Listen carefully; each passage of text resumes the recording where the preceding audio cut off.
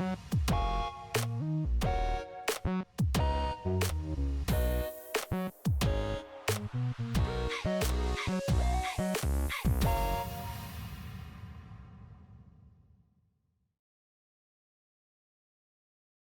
afternoon and welcome. My name is Sabrina Feliz and I will be your CLED World Languages host for this webinar titled Helping Students Make Cultural Comparisons. It's a great pleasure for me to introduce our speaker, Linda Villadóniga.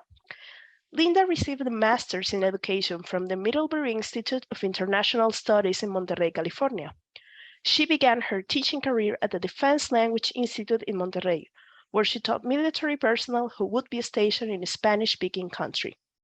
After moving to Florida, Linda began teaching at St. Augustine High School, where she was also department chair and chair of the Advanced International Certificate of Education program under the direction of the University of Cambridge in the United Kingdom.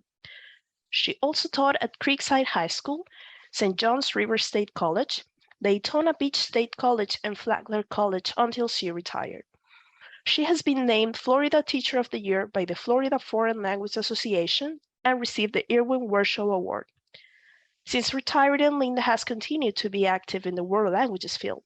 She has served as president of the Florida Foreign Language Association and the Florida chapter of AATSP, where she still serves as conference coordinator, state poster contest coordinator, and editor of the mostly weekly La Voz, the newsletter of the chapter. Besides belonging to these associations, she's also a member of the Asociación Europea de Profesores de Español. Thank you very much for being with us today, Linda. Thank you very much, Sabrina. Muchas gracias.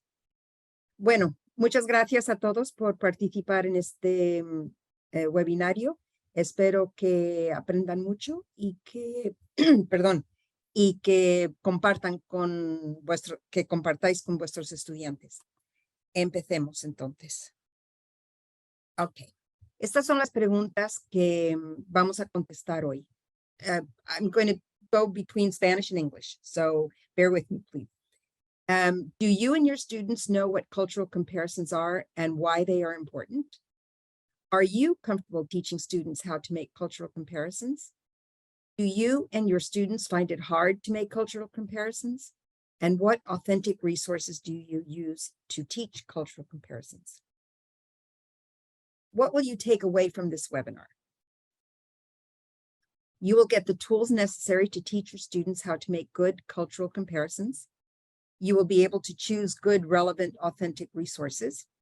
You will be able to explain to your students why it is so important to be culturally aware and make good cultural comparisons. And your students will understand why cultural comparisons are so important.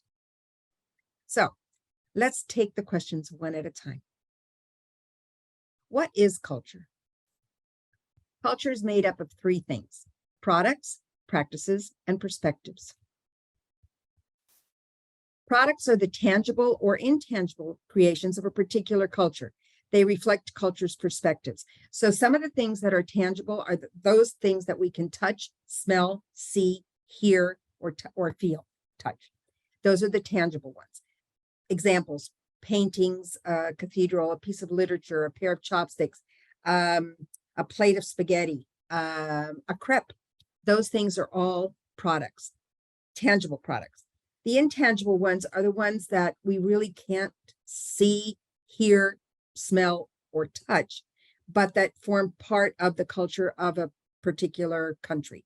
Those things include, but are not limited to, oral tales, legends, dances that have been passed down, sacred rituals, a system of education, laws, and so many other things that are not as easily recognized as a cultural entity, but certainly are. The products are the easiest things to use when making cultural comparisons, because you can see, hear, smell, sometimes taste, and touch. Then we have the practices. Practices are patterns of social interactions. They're behaviors. They're things that tell you what to do, when and where, and how to interact with a particular culture. And I'm not going to read these to you, just go down the list and because you can read as well as I. So I want you to just look at those briefly, and you will see what practices are. Some of them are more easily recognizable than others. But I'm going to pick out a couple of them. The use of forms of discourse, how you address people, is very important in every culture. I was shocked, to say the least, when I moved from California and people were using ma'am and sir all over the place, because I live in the South. I live in St. Augustine, Florida. So I was shocked when students would address me as ma'am. And I'd say, oh, I don't like to be called ma'am. And they'd say to me, oh, but that's part of our way of answering people, talking to people. Then I realized that that's part of their culture, part of the culture of the South. So in Spanish, we have the formal and the informal way of addressing people. And when we use the formal and when we use the informal is a practice. It's something that happens that people learn to use. Another one is meal times. We have breakfast, lunch, and dinner. We have snacks thrown in there somewhere. In some countries, they skip breakfast and have or what we consider a breakfast hour, and maybe have breakfast around 10 o'clock, and then lunch maybe between 2 and 3, and then dinner maybe as late as 9 o'clock. In the summertime in Spain, for example, students get merienda, because there's a long period between the midday meal and the dinner meal. So you want to give people something to munch while they wait for dinner. Table manners.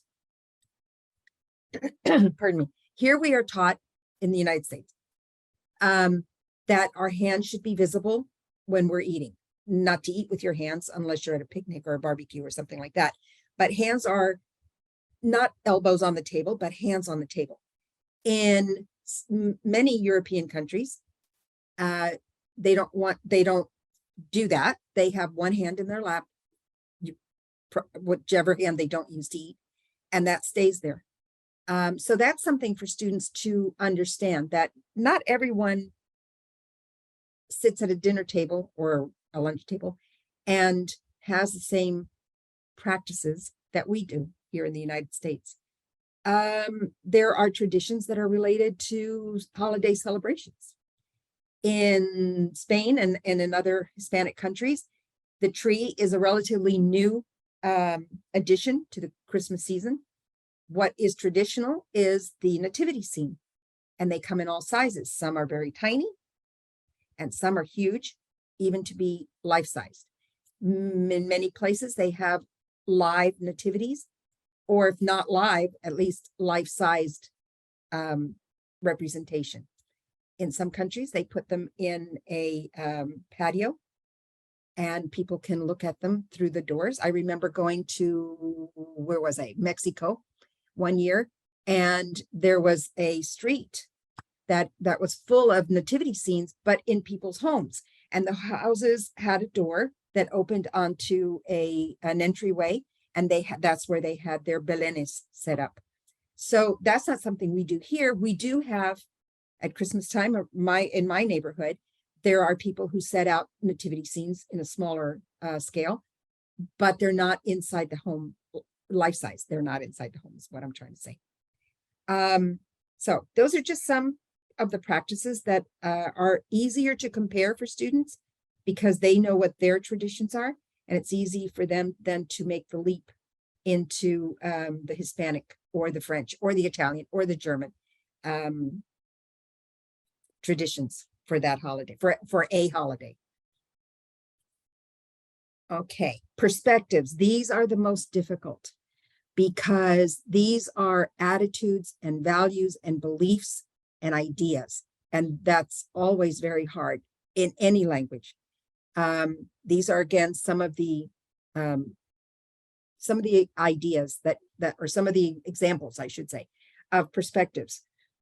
Excuse me. Just to go through a couple of them. In some cultures, youth is valued over age. And in some cultures, age is valued over youth. So it's important for students to know how they would be viewed in another culture if they were so lucky as to travel to another country.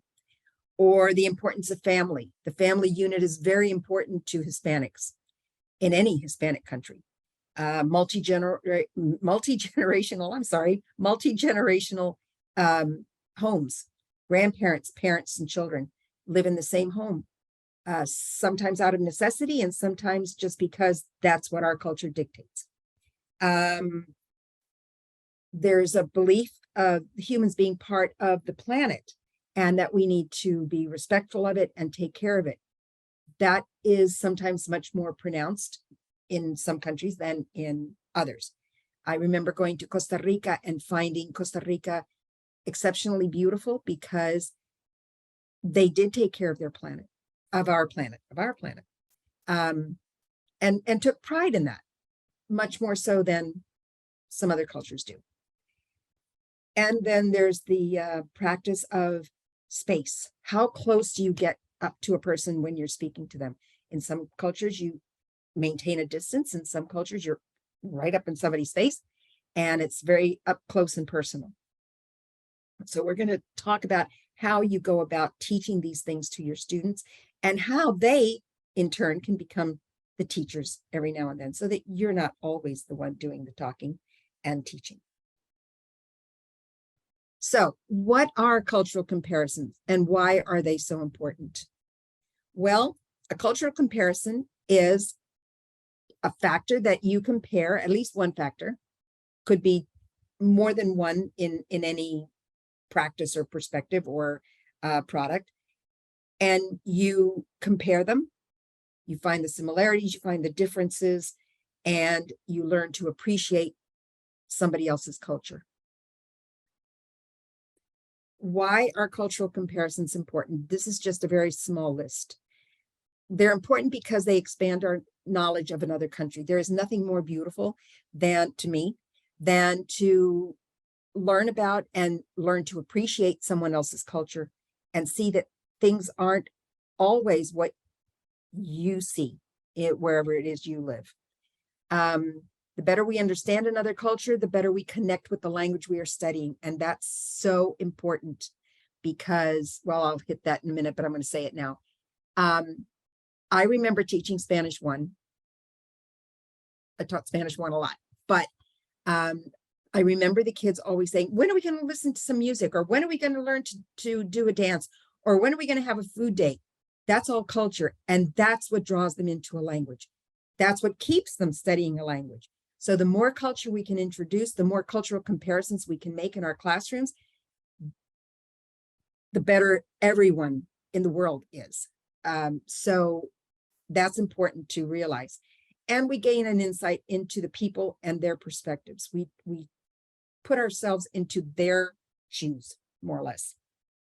And we listen better and we understand more. And that could lead to a much better place in which to live. Axel says that we must develop insight into the nature of a language and culture in order to interact with cultural competence.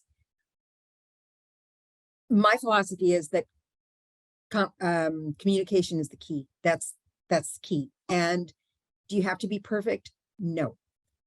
Do you have to be understood? Yes. So I encouraged my students to speak as much Spanish as they could in class because I wanted them to be able to express their needs and wants and ideas. But I also told them that they did not have to be perfect because as long as they got key words correctly and used a verb correctly, and I'm not talking about tenses or conjugations, I mean the right verb, then people will understand. And that's, that's the basis of language.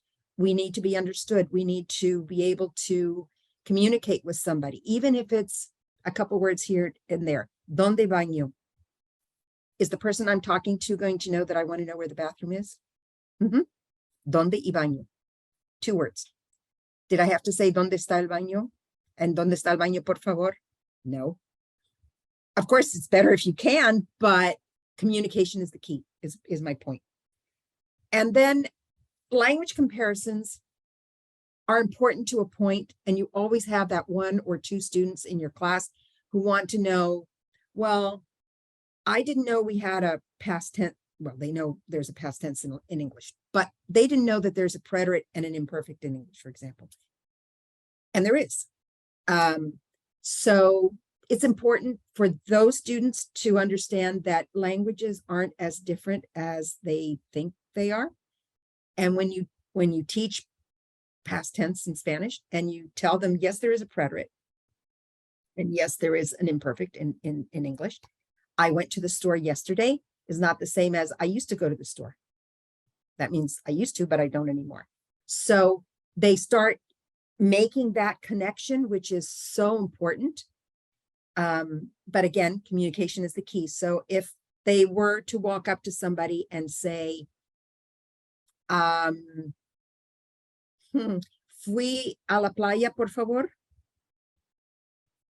Yeah, they might get a funny look at first, and then somebody would realize that they want to know how to get to the beach or something like that. I'm making this up as I go. So, but communication is the key. Do they know that there's a past tense? Sure. Do they know there's a future tense? Sure. If you can make a connection, and just a brief connection, doesn't have to be, overblown. But that's the language comparisons. And then there are cultural comparisons, which is really the meat of this presentation. And learners use the language to investigate, explain, and reflect on the concept of culture through comparisons of the cultures studied. Very important. Are you, the teacher, comfortable teaching students how to make cultural comparisons? Some teachers are much more comfortable than others. I have known teachers who, God bless them, have never been outside of the United States. And so they feel a little bit inhibited teaching culture.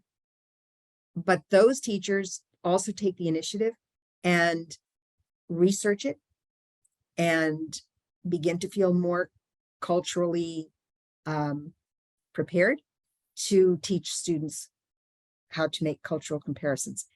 And sometimes the new teachers, young, right out of college teachers, may not have the experience to do it, but a good mentor can help that. And I hope that all new teachers get a good mentor. That is like really important. This is a question for you, and I want you to think about it as we go through all of these slides and we talk about cultural comparisons. I will be more comfortable teaching about cultural comparisons when, and you can fill that in now or anytime during the presentation. When will you feel more comfortable making cultural comparisons? Some of you, I'm sure, feel very comfortable making cultural comparisons. Some of you maybe not so much. So think about that and think about what you need in order to feel more comfortable. What can we give you? What tools can we give you to make you feel more culturally able to make cultural comparisons? And I hope that that's one of the things you're going to take away with you today, that you will feel more comfortable making cultural comparisons. Things that make you feel more comfortable. This is not a complete list by any stretch, but these are things that I have heard through my many years of teaching from those teachers who did not feel comfortable at first making cultural comparisons. They said, oh gosh, it's just, I've never traveled anywhere. I've never gone to a Spanish speaking country. I don't know how people interact. I don't know. And I would say to them, travel when you can. And it could be a virtual trip. I mean, thank gosh we have internet now, and we have videos, and we have YouTube, and we have, I mean, if nothing else, we have Steve, what's his name, on the Travel Channel all the time. Steve, I can't remember his last name. He's on NPR on Saturdays or Sundays. But he does really good video tours of different places. He's been to a lot of Spanish-speaking countries, to French-speaking countries, to Italy, to Greece, he's been all over the world. So that's something that you can use. You may not have the ability or the financial safety net to be able to travel extensively, but there are alternatives, and that's what you have to find somehow, some way. YouTube nowadays, I mean, gosh, what can't you find on YouTube, right? Read extensively, and I know that during the school year, time is at a premium. Who has time to read other than essays or homework? But when you can, pick up a book on, I'm packing up my house because I'm having the floors redone and I have to pack everything up. I have books on many Spanish speaking countries and some non-Spanish speaking countries where I've been able to go because I like those travel guides. I find a lot of information in those. So, go to a used bookstore and find one. Some things are out of date, but customs and traditions generally stick around for a while. You can go to Barnes and Noble. They have all kinds of travel guides, and you can sit comfortably in the cafes or in a chair and just read up on a country. Let your students become the teacher by using a project-based learning activity. When I was teaching Spanish 1, and in every time I changed schools, I always got the Spanish 1 classes.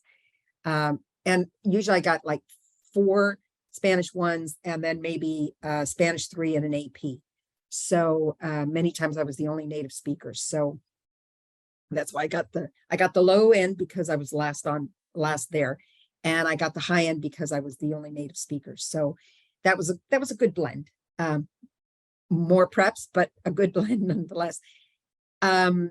So when I started with Spanish 1, in every Spanish 1 class I taught, I put the names of the Spanish speaking countries into a container. And some people say we have 21, some people say 22. We are never lucky enough to have just 22 or 23 students in the class. So I would scratch my head and go, okay, what other countries can I come up with? So I try to come up with countries where Spanish had an influence. The Philippines, for example, Northern Africa, in Morocco, there's a contingency of Spanish speakers. Ceuta and Melilla, Andorra. So you're not limited to just 21 or 22 Spanish speaking countries. Some kids wanted to do, I remember one child who was from Texas wanted to do El Paso. And I said, sure, why not? We can get a different perspective from that. And that child had a lot of experience because I taught high school mostly. And so they had just moved from El Paso. They knew some of the customs that the people in El Paso shared with their community. Get to know your townspeople and their heritage, learn from them. I think in today's world, you'd be hard pressed not to find someone in the community who speaks another language, whatever that is. I mean, I live in St. Augustine and there are a lot of Spanish speakers, but we also have some French. We have some German. We have some Polish. We have Chinese and Japanese and Thai. So, and others. So go out and search for those people and ask them to come and make a presentation at your school. I know that safety issues nowadays, it's not like it was even 10 years ago when I was still teaching. But they could come as a visitor, and in most schools they can come as a visitor and do a presentation. And that makes culture come alive for your students and for yourself as well. I am always learning about other cultures just because I enjoy it. So that's a win-win situation. It makes people from another culture feel that they're more accepted, and it gives you a chance to share their culture with your students who may not have even a clue of what goes on in those countries. So that's important. If you have any other ideas, just jot them down in the chat or in the Q&A, and we'll pick those up later. These are just just a very few a very few ideas that I had. Do your students know why cultural comparisons are important? They won't know if you don't tell them. Some might, some students are very fortunate and have traveled to other places. When I taught at St. Augustine High School, that was not the case, generally speaking. But when I taught at Creekside, that was much more likely because it was a more affluent part of St. Johns County. And students did have a chance to travel many times to Europe, many times to south of the border, to Central America, and other countries. I mean, I had students who had gone to France, who had gone to Italy, who had, just traveled the world, it seemed like. And they can share what they know, but they probably already have a pretty good idea of why it's important to make cultural comparisons. One of the things I remember a student telling me was that she always studied up on different practices in the country where she and her parents were going, because she was one of these, perfect students who didn't want to make any mistakes. And she always got a guidebook or did some research so that she wouldn't feel odd. And we should do that for all our students. It doesn't matter whether they are going to travel abroad or not in the next year. At some point in their lives, hopefully, they will travel somewhere outside their comfort zone. City to city, state to state, I mentioned California. When I was in California, no ma'ams there, but ma'ams here in Florida. That's a cultural thing. And so we need to be aware of that. Very aware of that. And I said this before, when students start studying a language, what's the first thing they want to know? The music. They want to hear the music. They want to learn a dance. They want the food. They want to hear about the traditions. When the quinceañera just blows them away, until you tell them that the Sweet 16 parties, not so common anymore, but gosh, in the 40s and the 50s, they were the thing in New York City and all the big cities. That was their coming out party. In the Jewish faith, the bar mitzvah and the bat mitzvah is a coming out party. That's not exactly like La Quinceañera, but certainly similar. So that's a similarity. Draw those parallels for your students. And back to the project-based learning activity. What they did with the names of the countries they chose, I gave them a list of things that they had to find from that country. The basic facts about the country. But I used it differently than just hand me a poster and I'll grade it. They had to keep those facts. And when we were talking about family makeup, then they had that question already. What is the traditional family in your country? What is the traditional food in your country? What is, how do people greet each other? That kind of question, not just your basic facts, like the capital, the population, No, go more in depth. So they have to understand the whole cultural picture, not just the products, but the practices and the perspectives. How do people feel? How do people in, I mentioned Costa Rica before. How do the people in Costa Rica feel about recycling or about protecting the environment or the endangered species? How is that different from here? How is it the same as here? So they start making those connections and they start enjoying language even more because they have made connections. Do your students find it hard to make cultural comparisons? I would say 90% of them do because they've never had to do it before. Never. And I would always tell them the story about the ma'am. And they'd always laugh and they'd go, yeah, I know, I moved from blah, blah, blah. And I wasn't used to saying ma'am, but now I have to say ma'am because that's what's done here. If that's the first thing that they realize that they've made a comparison, then at least they've opened the door a crack and they realize that, yeah, we make comparisons all the time. So they just need to get over that hurdle and you are the best person to help them make that leap. Because they won't do it on their own, more than likely. Okay, so do it slowly. don't flood them with cultural ideas. In Spanish 1 or in level 1 of any language, what do they learn? They learn how to greet people, because you've got to know how to talk to people. The formal and the informal. When do you use the formal? When do you use the informal? I just recently got back from Spain, and I travel to Spain quite frequently because that's where my family is. And I remember, gosh, 30 years ago when I went, and my generation, certainly, and the generation following mine, always spoke to their parents and grandparents in the formal, usted. Move forward about 10 years, 15, 20 years ago, I was surprised to see my nieces and nephews use the informal with their grandparents, not so much with their parents, but with their grandparents.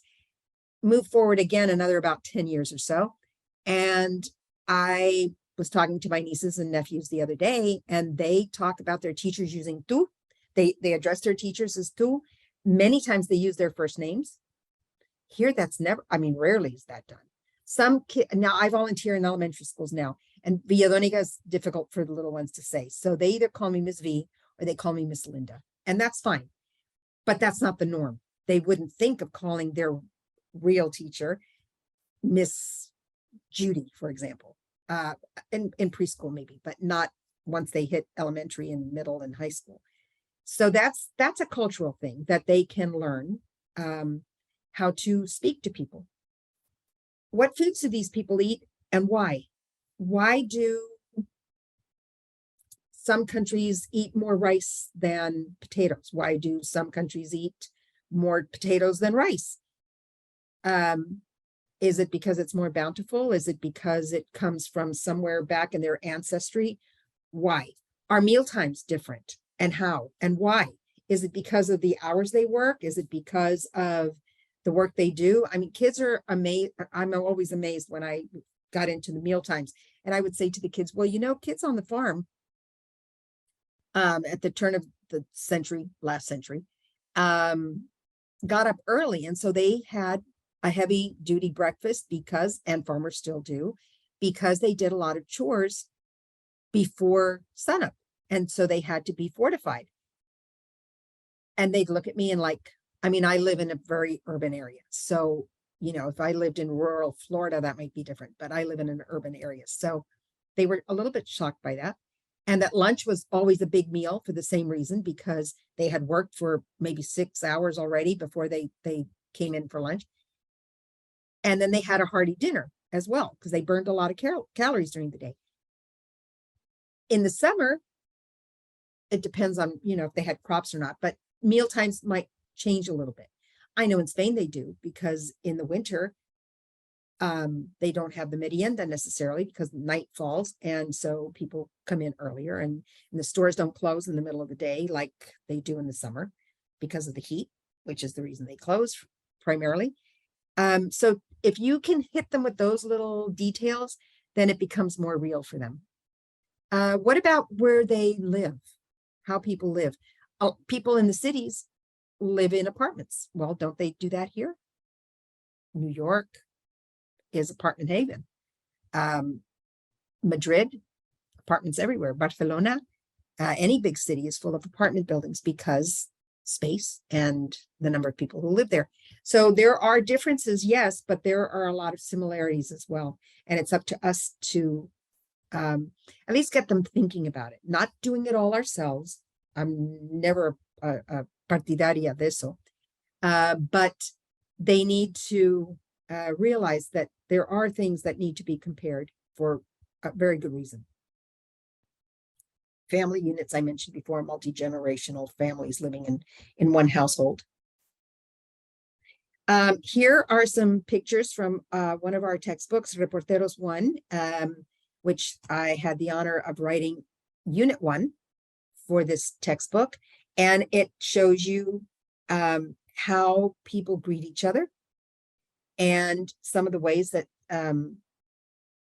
that we in Spanish-speaking countries greet each other. It might be a kiss on one cheek, might be a kiss on two cheeks, depending on how well you know. It could be a hug, could be a handshake, fist bump. I mean, there's all kinds of things nowadays, but traditionally, how do they greet each other? The foods that people eat. When I went to Peru, I knew that, potato had come from Peru, but I was amazed when I went to a market and saw so many different kinds of potatoes. It was just wow. And my family's from Galicia, and that's a potato eating region. But my gosh, when I went in Peru, I loved going to the markets because there was such a variety of potatoes. And why? Because that was handed down from the Incas. I almost said Aztecs, but Incas. So they can talk about the products that they eat here, and are those products available in other countries, or are some of those products from other countries available here? Quinoa, for a long time, who knew about quinoa here, unless you had been somewhere where that was a staple. So food, greetings, basic stuff that they can take a hold of and make it more interesting. There's a culture box on these pages too that talks about different types of food or the greetings or whatever else you were talking about. Housing. How are houses the same? How are they different? Why are they different? Climate has a lot to do with it. And geography has a lot to do with it. So they can look at these pictures and say, oh, look at that. In a cold climate, the houses are different than in a warm climate. And you read about it, and they can make comparisons. You can use these pictures to make use Venn diagrams and come up with similarities and differences. You don't have to go much further than that for this activity. Excuse me. At some point, you can branch out, and then they can compare their traditions with the country that you happen to be studying. This is another como decorar tu casa al estilo mexicano. How are Mexican houses decorated as compared to American houses? And if you're lucky enough to have, as I did, the last high school I taught in, where there were any number of cultures represented, they all had something to share. And they could make comparison, not just those people. I mean, those kids were lucky because they, in my opinion, my estimation, because they compared their culture from where they came from to the American culture and to the Hispanic culture. So they were making triple comparisons. How does that enrich their lives? Oh my gosh, so much. And then the family. How important are godparents in a family unit? For example, godparents traditionally in our culture, they're important because it's part of the religion. In other cultures, they are important because they're a very close family member. And I mean, I have little guys in the elementary school where I volunteer who talk about their godmother or godfather all the time. And I know I've asked them many times, well, does your godmother live with you? No, but she takes care of me after school. So she's like the surrogate mom or the surrogate grandma. And that's kind of cool because that's a nice comparison for us, where we have godparents who have played an important role in our lives. My godmother was like a second mom to me. So, that's another comparison that they can make. And the multi-generational again. I have a sister-in-law whose daughter and husband and their two children, they all live in the same house, and a brother. So talk about multi-generational. And that's typical. So some of it has to do with economics, but for us, it's been, a lifelong tradition. When will students become comfortable making cultural comparisons? Some feel comfortable right away. if they've moved from one state to another, if they've moved sometimes from one country to another, they're already making comparisons without sometimes realizing that they're making comparisons. They're thinking, oh, gee, you know, where I used to live, I did this, and now here I do this. Halloween, for example. I mean, kids here go trick-or-treating, not so much anymore door to door with the trunk or treat done at elementary schools, but you know, that's not a tradition everywhere. But you can tie it to El Dia de los Muertos, for example, and compare Halloween and Dia de los Muertos. So there's another opening for you. They know about Halloween, and they know about whatever tradition they have around Day of the Saint, El Dia del Santo, El Dia de los Difuntos, and El Dia de Todos los Santos, All Saints Day and All Souls Day. So they can make that comparison if they're Christian. But if they're not, they have their own holidays that celebrate life and death. So try to, you know, use your students. That's what I'm trying to say. Use your students' experiences, use their experiences, their culture to start them making comparisons. What authentic resources should you use? Well, hopefully you have a textbook that is full of cultural experience, of cultural ideas, cultural themes. And hopefully they use a lot of authentic materials. So that's number one. Start with your textbook. Then check the internet, you know, YouTube, excuse me, travel videos. We used to use the CIA fact page a lot for some of the things. Travel guides. There's so much out there at our fingertips now. It's not like, you know, when I was going to school where we had to go to the library and use the card, the library card, not library cards, what were those called? Card catalog. That doesn't even exist anymore.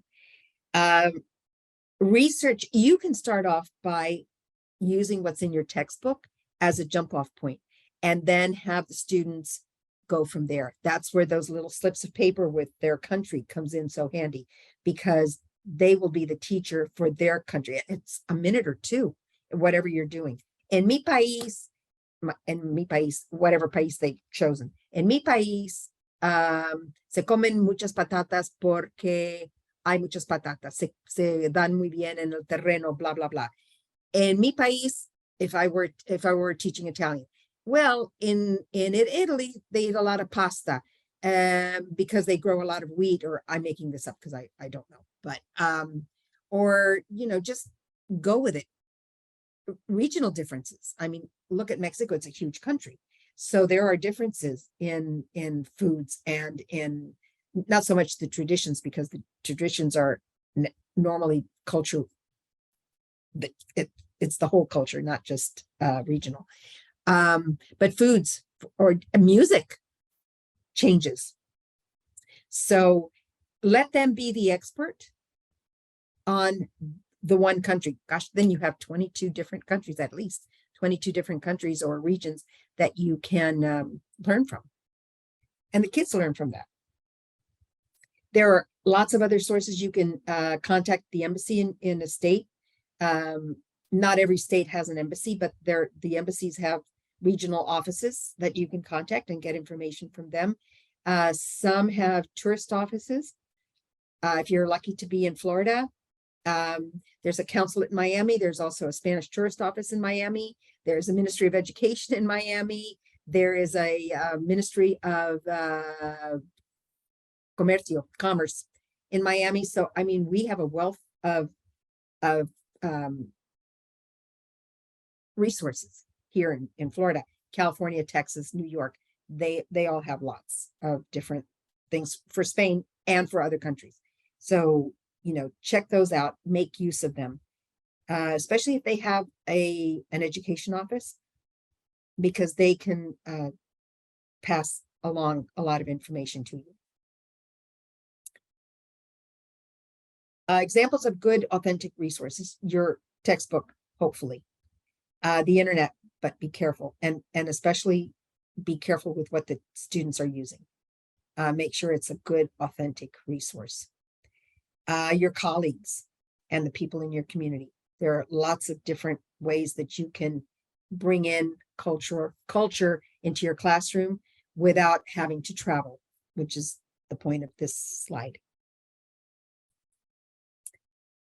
Okay, so we're nearing the end here, and I hope that you got the tools you need, or that you feel necessary, that you need to teach your students how to make good cultural comparisons. I hope I've given you enough background and enough of a foundation for you to feel comfortable making cultural comparisons and teaching your students how to make cultural comparisons.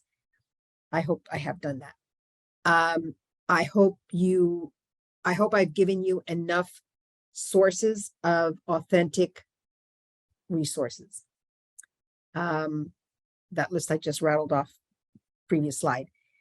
I hope that you feel at least a little bit more comfortable. If you were not comfortable before, I hope you feel a little bit more comfortable now teaching cultural comparisons to your students. Now, you're going to have to do this 2 or 3 or 4 times before they get the hang of it. Always model what you expect your students to do. Always model it. Don't expect them to know out of the gate how they're supposed to go about this. Practice it in class. Use the first couple of chapters, or 3 or 4 chapters in a book, to wherever there's a piece of culture, grab it and run with it and make those cultural comparisons. Remember to use wherever the child is from, and the American culture and whatever culture you're studying, because it's a three-way road here that they're traveling. Some students are traveling. Those who have come from another country bring a lot to us, and they don't want to lose their culture. I grew up in the United States, but both my parents were born in Spain, and some of the traditions were lost. My mother came when she was 13 or 14. My dad was a little older, and so some of those traditions had been kind of overtaken by the American tradition, but they always made sure that I had a basis of my Spanish heritage so that I could make decisions at some point in my life. Now I've actually become a Spanish citizen, so I have dual citizenship. And I'm so glad, because I've traveled to Spain so many times, and every time I go, I find something new. And especially when I just don't go to Galicia, when I go to other places, then I find other things and I'm comparing, unconsciously I'm comparing. And that's the point that students will get to someday. You can't expect them to get it with only 2 years of a foreign language. That's impossible. 4 years even is difficult. But the more they learn, and the more they learn, the more they want to learn. So hopefully they will understand why it's important to be culturally aware of other people. You don't want to make mistakes. It's okay to make mistakes when you're speaking, but you don't want to make cultural mistakes necessarily. You don't want to shake hands with somebody whose culture frowns upon shaking hands. And with COVID, that's become less of a problem, because elbows and fist bumps are now pretty much accepted, I think, all over the world. But there was a time when shaking hands was done much more frequently. When I was much younger, I remember learning in school that you didn't speak unless you were spoken to as a child, or you didn't. I remember the teacher telling the boys, you never reach to shake hands with a lady unless she has extended her hand first. I don't think that exists anymore, but that was what we were taught in school as etiquette, manners, opening the door for a lady.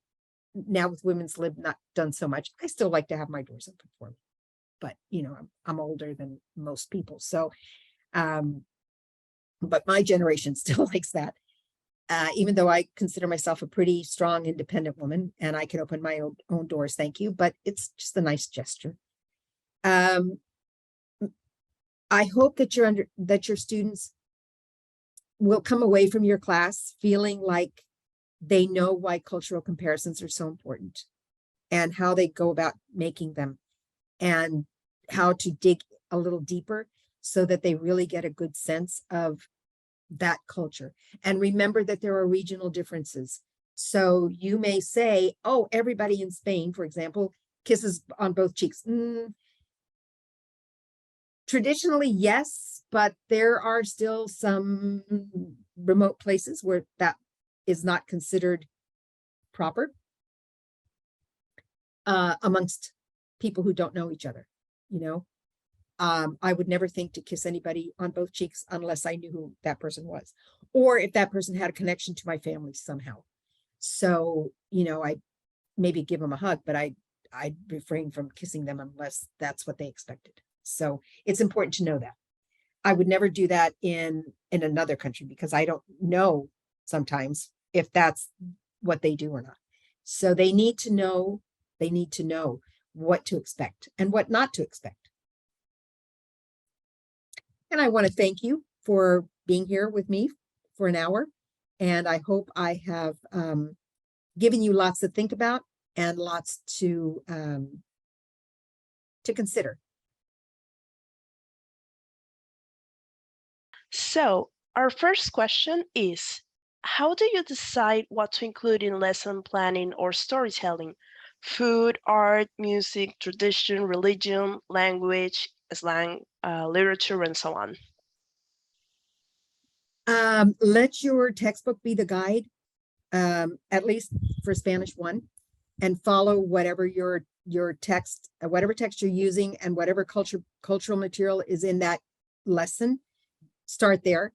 You don't want to overwhelm yourself and you don't want to overwhelm your students. Start out simple with the greetings, how people greet each other, what they say to each other. Then when you introduce the subject pronouns, that's a good time to talk about how people address each other. When you get to the family unit, then you can talk about multi-generational families if that's something that's done.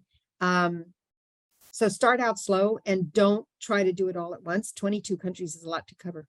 And I don't consider myself an expert on any of the 22 countries. I come close maybe to Spain, closer than to any other country, but I do not consider myself an expert on any of those countries.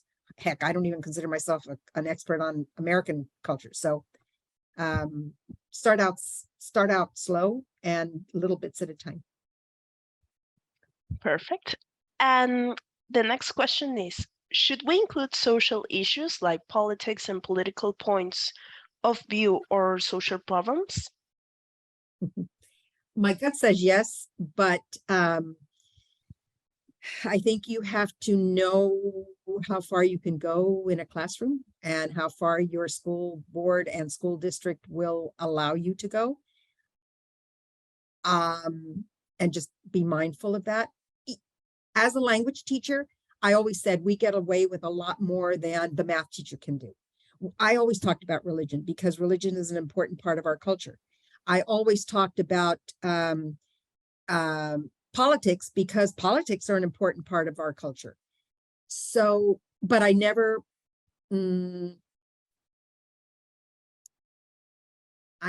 gave them my feelings on the subject. You know, it was always very impartial. Although some kids kind of knew where I was coming from, and so they kind of knew. But you have to be very careful these days what you say and how you say it. So just be mindful of that. But it is important to discuss those items, those ideas, because they are part of the culture. So yes, talk about them, but just be mindful of where you live and what your school board will allow. Okay. The next question is, do you present the cultural points in the target language? Well, not in Spanish 1. At the beginning of Spanish 1, no, they wouldn't understand. When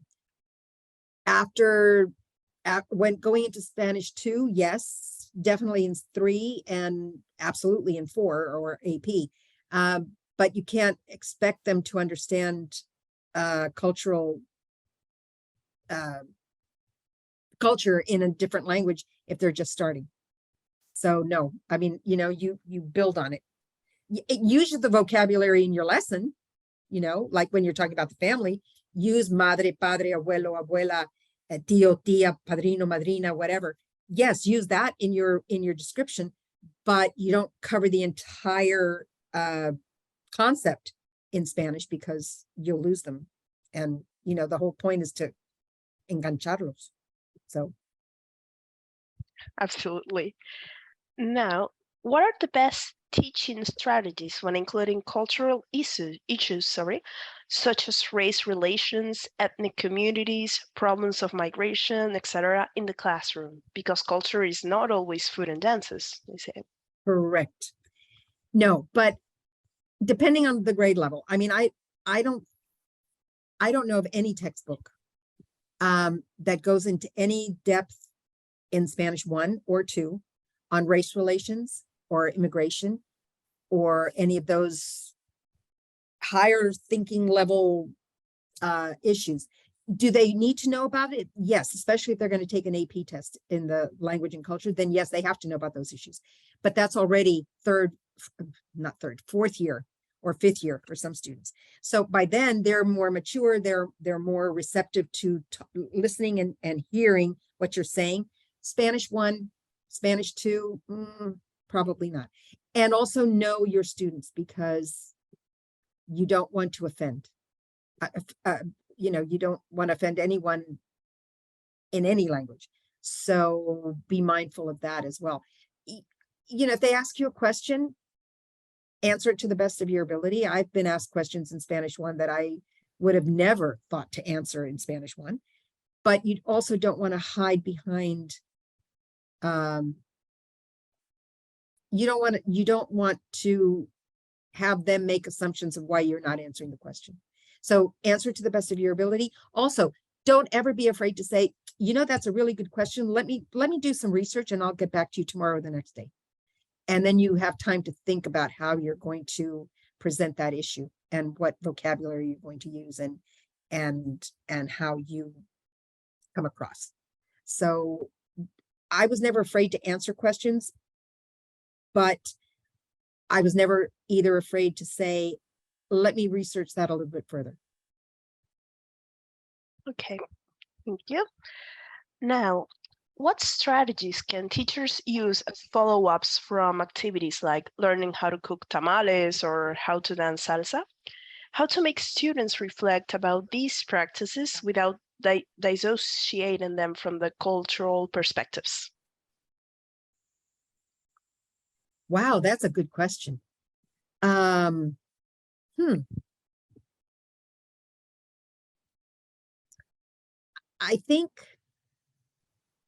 think you have to build on culture. So, and let them know that, music and dance and food aren't the only things that are cultural. There are so many other things that are cultural, but build on those. Those are the things that are going to grab the student because that's the easiest for them. They identify with music. They identify with dance. They identify with video games. They identify with the food. Those are the things that you can grab them and keep them interested. And then go back to it every now and then and say, oh, look, we're like for Spanish. Oh, mira, el capítulo este habla de, qué sé yo, Nicaragua. Let's talk about the food in Nicaragua. Let's talk about the music in Nicaragua. Is it similar to Mexican music, or is it similar to Cuban music? And then you can build on that so that they have a basis, first of all, and then expand their knowledge. I don't know if I've answered your question. I hope I have. Okay. The next one is, what is the target age level and proficiency level for the unit you are describing from Reporteros? How did you scaffold cultural comparisons as the ones you showed in the textbook before, in the concept of families similar in your culture, to support students at various development stages? Well, Reporteros 1 is for Spanish 1. So that would be either 8th in Florida. That's either 8th or 9th grade, depending on the area of the state you live in. Our county does offer Spanish 1 for high school credit at 8th grade. So I would have had students who had Spanish 1 in 8th grade, they would go into Spanish 2. And hopefully the teacher who was teaching them in Spanish 1 and using this textbook or whatever textbook the county has would have already started the process. So the age group, is that the proficiency level? Novice, sometimes low, well, Spanish 1 for sure, novice low to maybe intermediate, or never high. I would say not novice high in Spanish 1 or any level 1 course. Spanish 2 would go from intermediate to maybe high. And then they start picking up because they've got a lot under their belt. So yeah, that way. Perfect. Now, do you assess students' knowledge of cultural comparisons? And if so, how do you assess? I never, well, I was going to say I never did, but I did. There were, my county gives or gave, I'll use the past tense. My county gave tests that contained cultural material, not necessarily comparisons. I could never get my county to see or to understand the curriculum people. I couldn't get them to understand that we are a skills-based, we have a skills-based curriculum that's divided into different categories: communication, culture, and the 5 C's anyway, the 3 C's. I could never get them to understand that. I could never get them to understand that speaking should be evaluated and writing should be evaluated. It was always a fill in the blank or a multiple choice because they could scan it and then they could let us know how our classes did in comparison to the other Spanish 1, 2, 3, or 4. So having said that, that does not preclude you from doing it in your classroom. For me, it was the project-based learning activity. If they could produce something, whatever we were talking about, some kind of chart or some kind of something that would show me that they had actually done a comparison, then that was good enough for me. Sometimes they had to do it standing up and speaking to the class. Sometimes it was a turn in your paper in writing, if it was a written assignment. There's a variety of ways, but personally, yes, I did it in my classroom, but as a countywide thing, it was always multiple choice or fill in, well, multiple choice. They never even did fill in the blanks. Never was speaking assessed, never was writing assessed. I asked once why not, and they said, we can't afford it. And my response was, you can't afford not to. But, you know, they went on their merit. Well, our next question says, are there any specific authentic resource sites you suggest? My school does not use textbooks, and I find that I struggle looking for authentic resources. Yes, I mean, certainly there are embassies of just about every country, I think, in the world. There are embassies in Washington for sure. And try contacting them in writing or giving them a call. Most of them, I think, have an education office that would be more than happy to share resources with you. That would be the most authentic. After that, then on internet, you can always tell if it's an authentic resource by the letters that follow it. So, for example, España's .es, Mexico is MX, and that's as far as I can go. I can't remember the rest of them, but those two for sure. So you can have that, you know that those are authentic, or at least we hope they're authentic if they have that letter combination. So go start with that.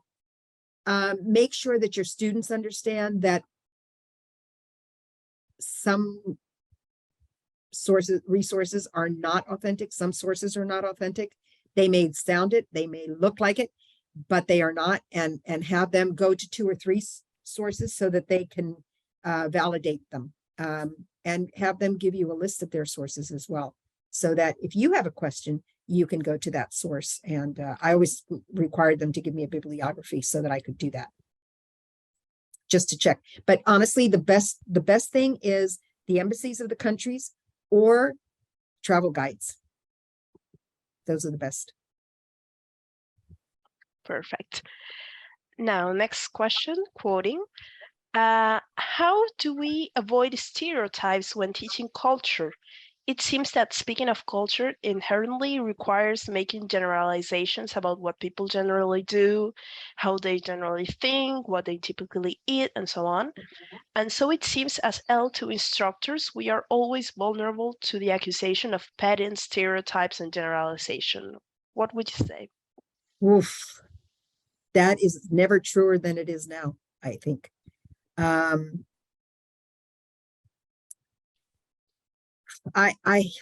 Gosh, I hate to make generalizations about anything because we're just not, you can't make blanket statements.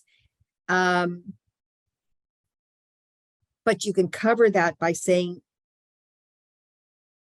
in whatever country, a lot of people, never many, never most, no, a lot of people eat whatever it is, tamales, por ejemplo, tamales, or arepas, or whatever it happens to be. Does every Italian eat pizza? Probably not. I mean, surely there are some people who don't, but we always think that everybody eats pizza and pasta in Italy. That's what we think. And I know that that's a stereotype. I get it. But, well, everybody thinks that paella is everywhere in Spain. And yes, you can get paella everywhere, but they're all different because it depends where they are and what products are available. So you can't avoid making generalizations. Hopefully generalizations aren't the same as stereotyping. And I know it's very difficult these days because that's the first thing people say. Oh, you're stereotyping. And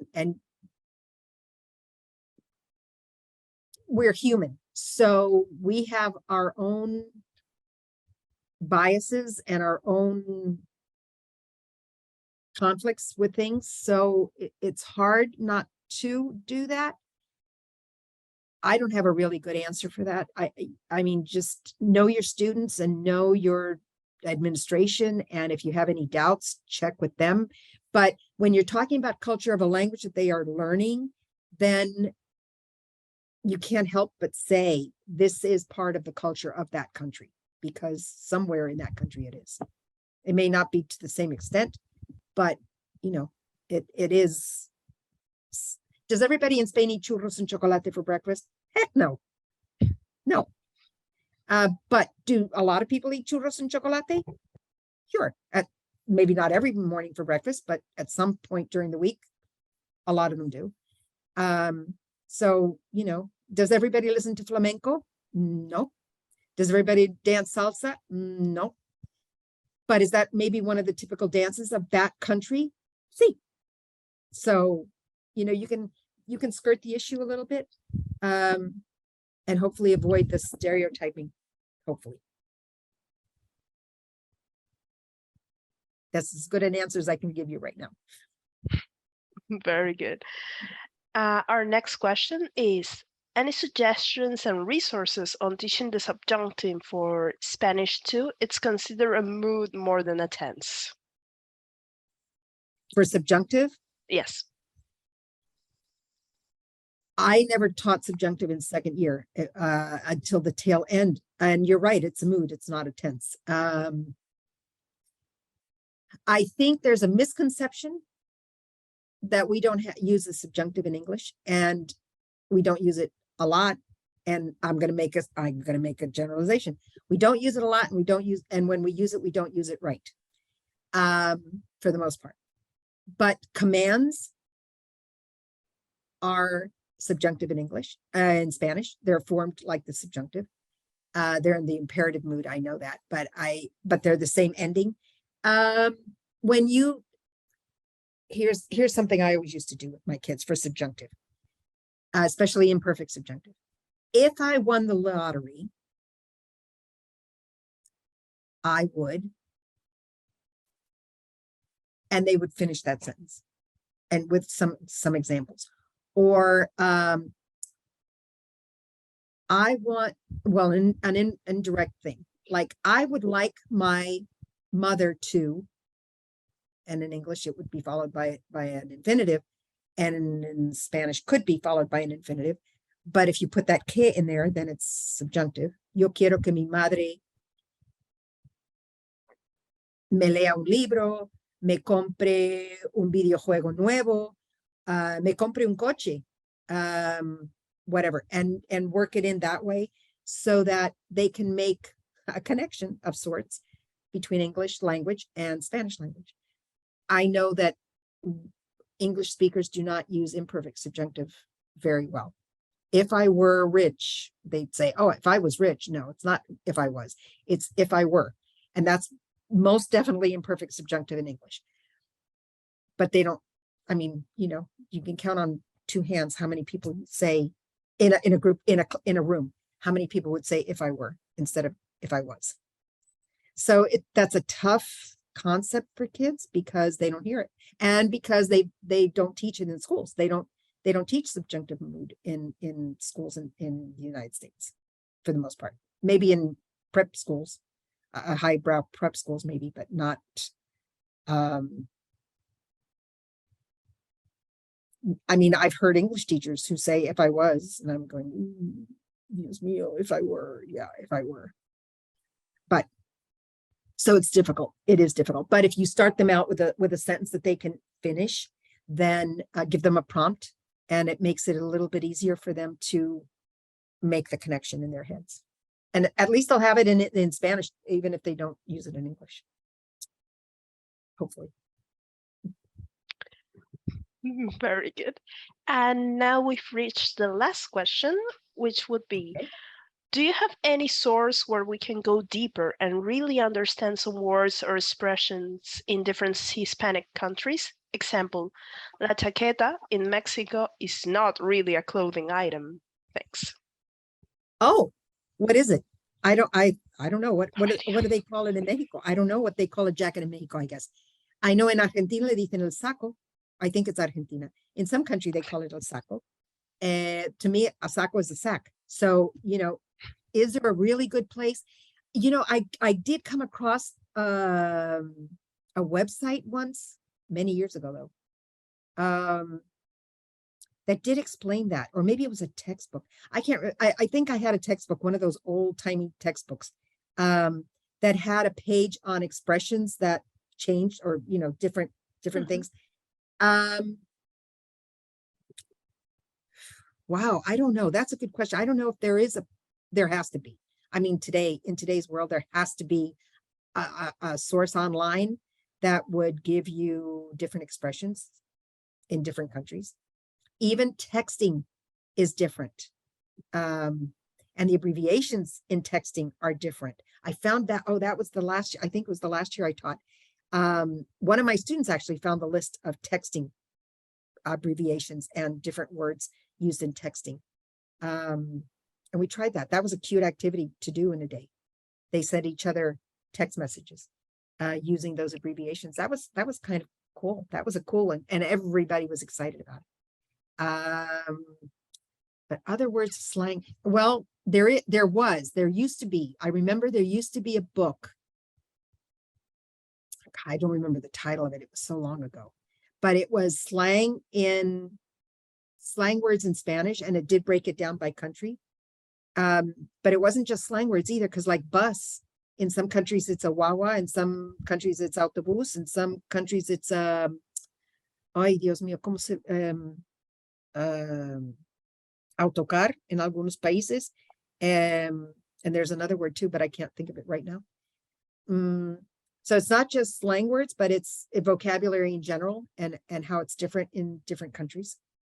I don't know. I can't remember the title of the book. I'll have to research that, and I'll send it to Clet. They can add it to their email when they send you the recording of this webinar. Fantastic. So thank you very much, Linda. I believe that it's really valuable information for all of us. I include myself there. And I hope that this was helpful for everyone. Thank you to all our attendees. Please, if you have any other questions, feel free to email us at the email you can see on the screen, marketing@cledworldlanguages.com.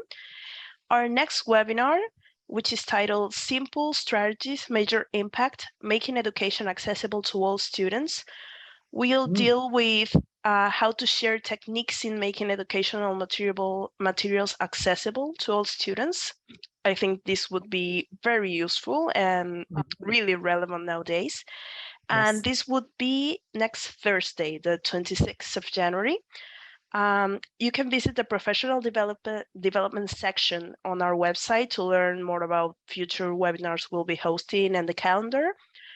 We put the link here on the chat. You can see it now, and we're here to help you in anything you need. So thank you and have a nice evening, everyone. Muchas gracias. Adiós. Buenas noches. Un placer. Buenas noches.